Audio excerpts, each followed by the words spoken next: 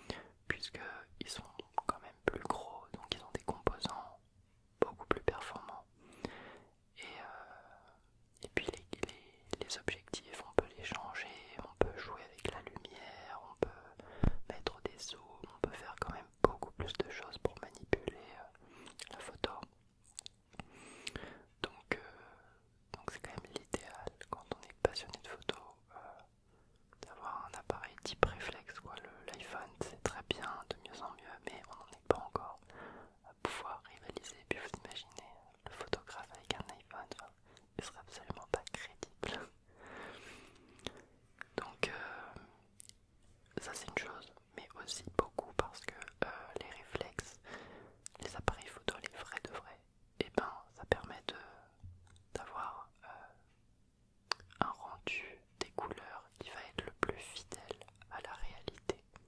Donc après pour retoucher les photos, eh bien c'est clairement beaucoup mieux, on peut le faire de façon beaucoup plus précise. Quand les couleurs sont pas saturées par défaut par l'iPhone ou je ne sais quoi. Alors, la passion pour la photo, finalement, c'est une passion pour l'esthétique. La photo, elle permet de sublimer un sujet, de mettre en valeur des sujets, des personnages, des paysages. C'est en jouant sur le cadrage et la lumière que finalement vous allez pouvoir obtenir une photo réussie, belle et qui va se différencier d'une photo prise n'importe comment, sans tenir compte d'où provient la lumière, de faire un cadrage pourri. Voilà, donc c'est très important. La photo permet d'exprimer sa créativité, sa vision du monde et de communiquer des émotions. Elle nous pousse à la découverte. Et puis bien sûr, au niveau mondial, enfin au niveau pour chacun d'entre nous, elle permet évidemment d'immortaliser des moments importants de notre vie et donc de pouvoir conserver et de se remémorer des souvenirs visuels du passé. La photographie du coup pousse au partage avec les autres également. Voilà. On passe maintenant au patinage artistique.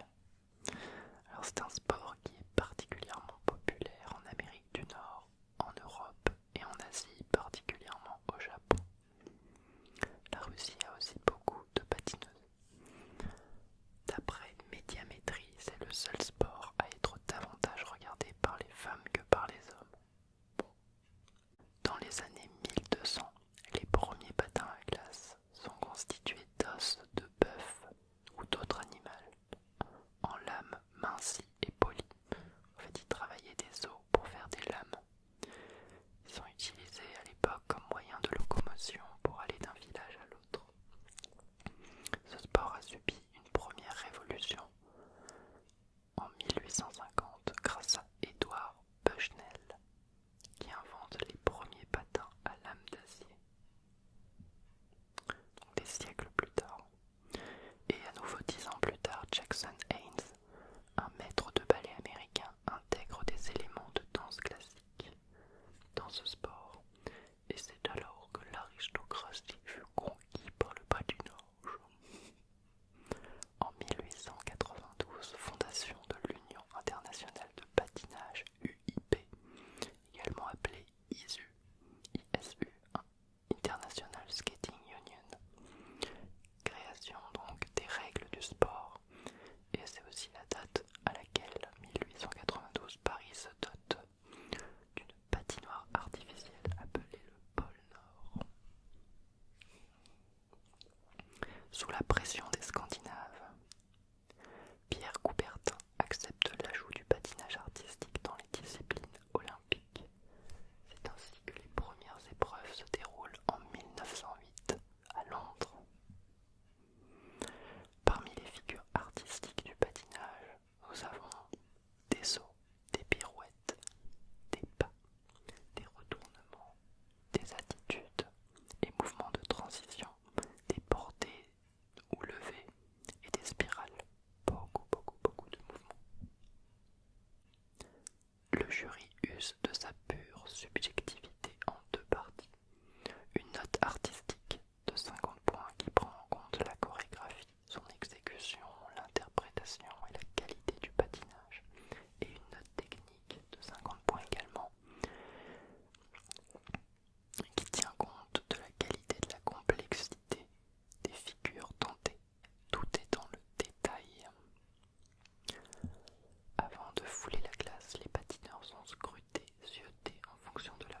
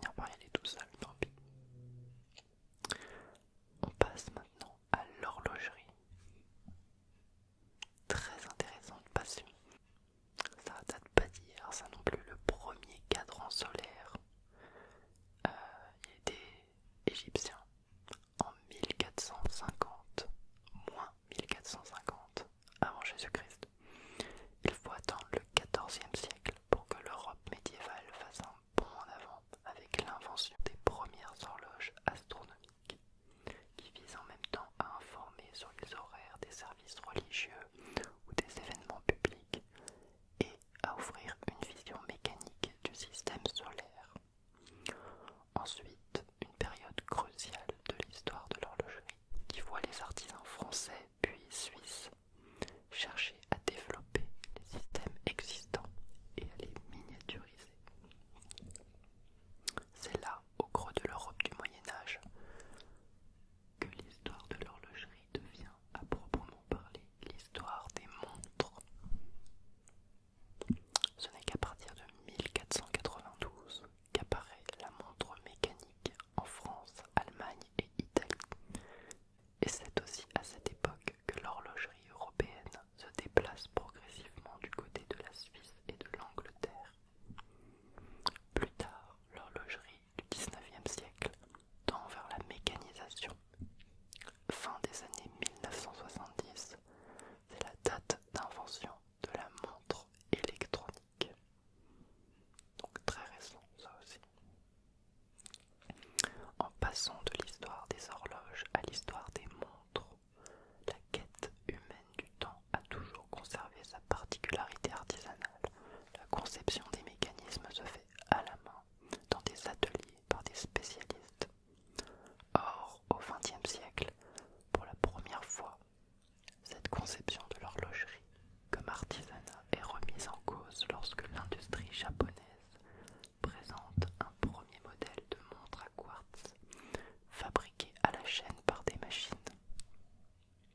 L'alliance d'un mécanisme nouveau, donc séduisant, et d'un prix réduit permet au plus grand nombre d'accéder alors à l'objet montre et plonge la Suisse dans une terrible crise du quartz autour des années 70. Il faudra à la Confédération helvétique adopter une stratégie marketing innovante pour s'extraire de ce piège et remonter doucement la pente. Mais depuis, le paysage a invariablement changé.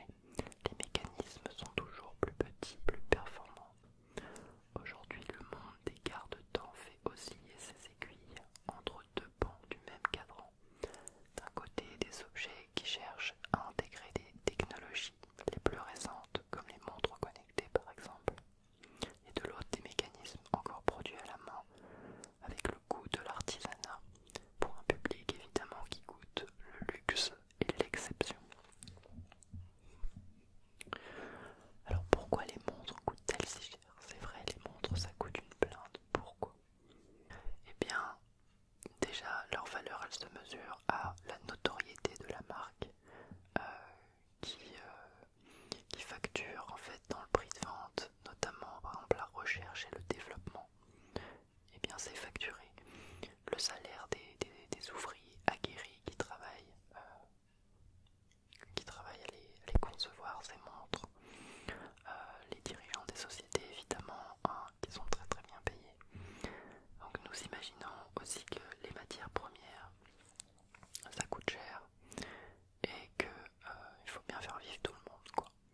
Et que de toute façon des objets c'est cher avec autant de travail derrière, ils vont pas les vendre une misère, sinon les gens, les riches, ils l'achèteraient pas. Parce que voilà, le prix aussi c'est signe de qualité et les gens qui ont les moyens, eh bien ils veulent payer cher pour avoir l'impression que c'est un luxe et que c'est de la qualité. Mais il y a une part de vrai, bien sûr.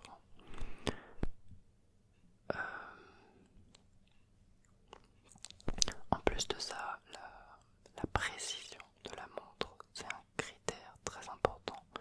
C'est sa précision, sa performance et sa fiabilité. Donc ils font des tests de résistance, font aussi la différence avec un produit réalisé industriellement, sans contrôle, sans test des matériaux, quoi. Autre petite info, pourquoi est-ce que la Suisse est finalement le pays des montres? Pourquoi c'est eux qui ont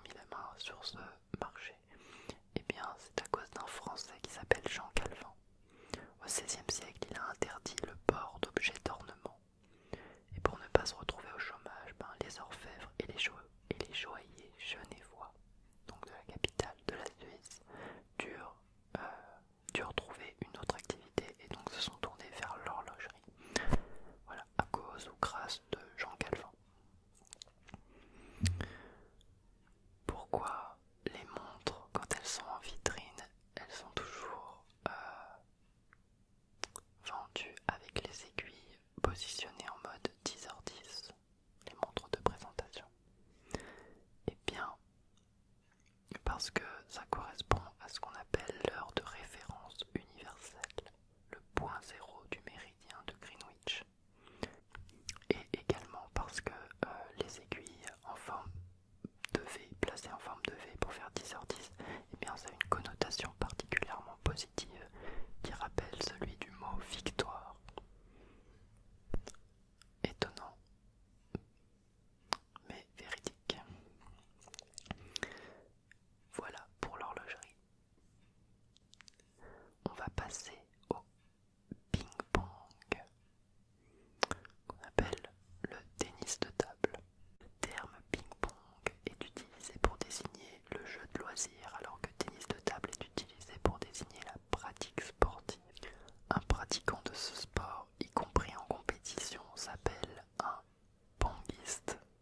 Un pongiste.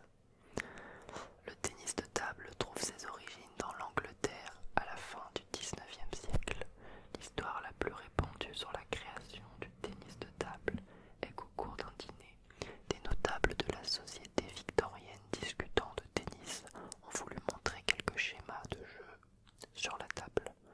Ils se sont alors servis d'un bouchon de champagne en guise de balle, des boîtes de cigares pour les raquettes et des livres pour le filet. Voilà, et ce sport devient olympique depuis 1988. Fin 1940, la FFTT, Fédération française de tennis de table, créée en 1927, est interdite par le régime de Vichy, selon son idéologie de révolution nationale, et est fusionnée en 1941 avec celle du tennis. A noter que le tennis de table a été interdit en Union soviétique en 1930, entre 1930 et 1950, parce que les autorités pensaient qu'il était dangereux pour les yeux. C'était vraiment perché à l'époque. Le tennis de table est dominé par les pays de l'Est de l'Europe dans les années 1930, en particulier les Hongrois, puis par les Japonais dans les années 1950, ce qui s'est concrétisé par leur domination lors des championnats du monde par équipe de tennis de table. Et aujourd'hui, la Chine domine depuis de nombreuses années à tous les championnats du monde